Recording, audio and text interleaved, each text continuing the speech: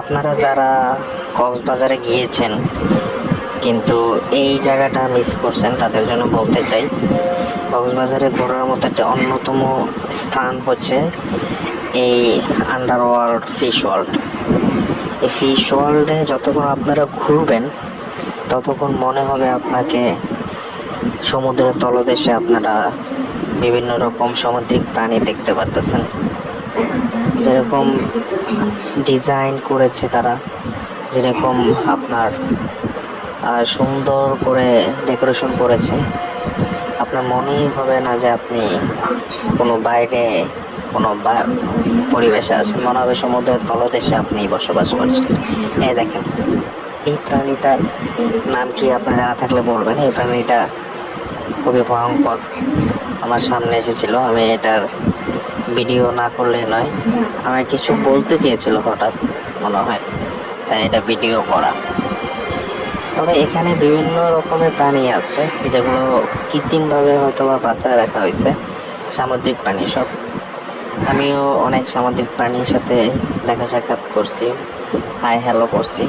এগুলোর মধ্যে এই প্রাণী একটা, প্রাণীটা বিশাল দেহের অধিকারী, ক্যামেরায় হয়তো বা বোঝা যায় না।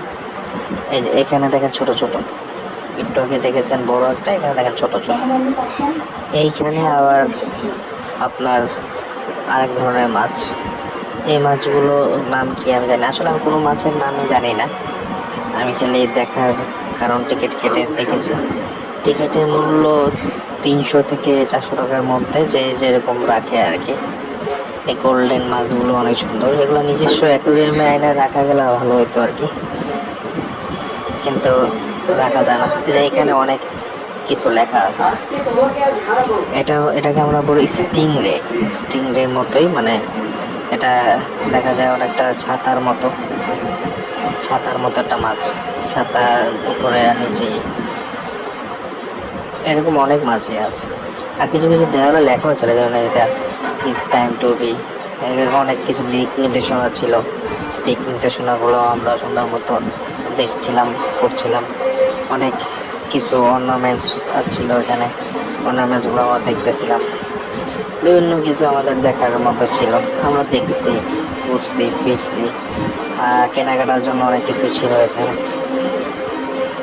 এখানে অনেক রঙের বাহারি মাছ, অনেক কিছু লেখা, অনেক গেলে আসলে খারাপ লাগবে না, সবার ভালোই লাগবে।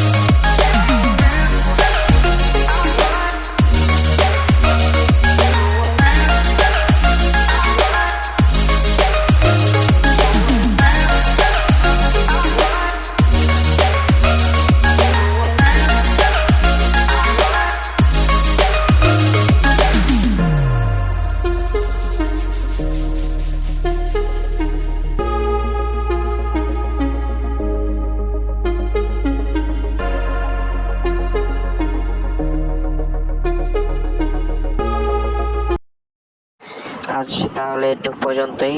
আপনারা যারা যাননি অবশ্যই যাবেন কক্সবাজার ফিশ ওয়ার্ল্ড।